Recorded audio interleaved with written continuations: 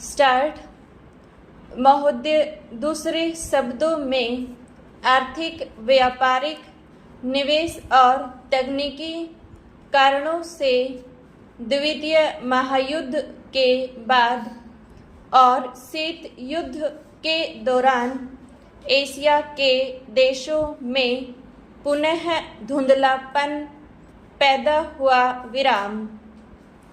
लेकिन यह बात सही नहीं है कि एशिया की संस्कृति और सभ्यता को पश्चिम के प्रभाव और आधुनिकतम तरीकों से नष्ट कर दिया।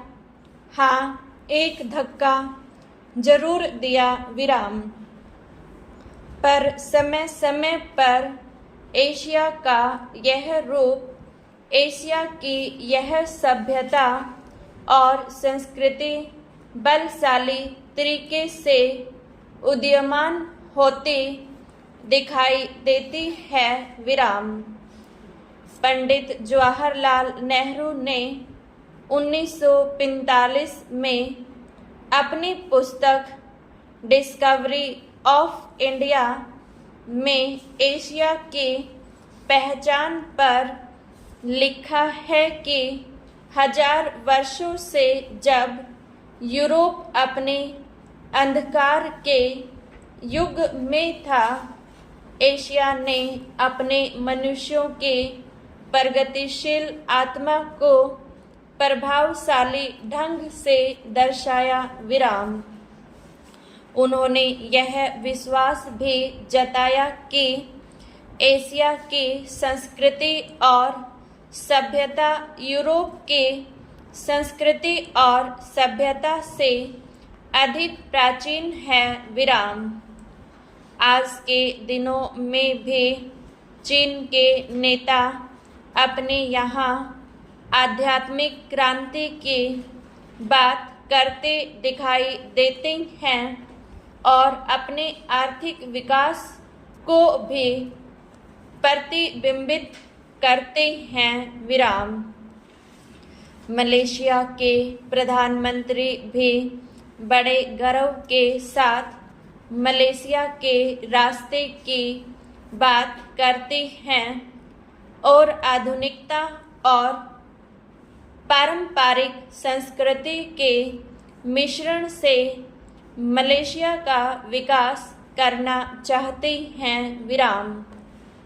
भारत के प्रधानमंत्री भी मध्य मार्ग की बात करते हैं जिसको वे भारत का पारंपरिक विचार कहा करते हैं। विराम। वियतनाम के यशस्वी नेता भी साम्यवादी विचारधारा को पारंपरिक सहिष्णुता के अनुसार ढालना चाहते थे। विराम। एशिया के इन सब नेताओं की समय समय पर की गई घोषणाओं का वर्तमान संदर्भों में पूरा अर्थ लिया जाना चाहिए, जो एशिया की पहचान को नए सिरे से बनाने में सहायक सिद्ध हो रहा है। विराम। पैरा। यहाँ यह भी बताना उचित होगा कि हाल के वर्षों में एशियाई देश, विशेष रूप से पूर्वी एवं दक्षिणी पूर्वी एशियाई के देश, एशिया के सुदृढ़ देशों के रूप में उभरे हैं और इन देशों के आर्थिक विकास की दर विश्व के किसी भी अन्य देश के आर्थिक विकास की दर से अधिक है तथा जिनके आने वाले शताब्दी में विश्व आर्थिक व्यवस्था के निर्माताओं के रूप में उभरने की आशा है। विराम। आर्थिक सफलता की इन कहानियों का श्रेय मुख्य रूप से अनुशासित कार्य, किफ़ायत एवं बचत की ऊंची दरों जैसे एशियाई विशेषताओं को जाता है तथा इनसे देशों की जनता के जीवन स्तर में सुधार आया है और एशिया की पुनः खोज जैसा वातावरण बन रहा है। विराम।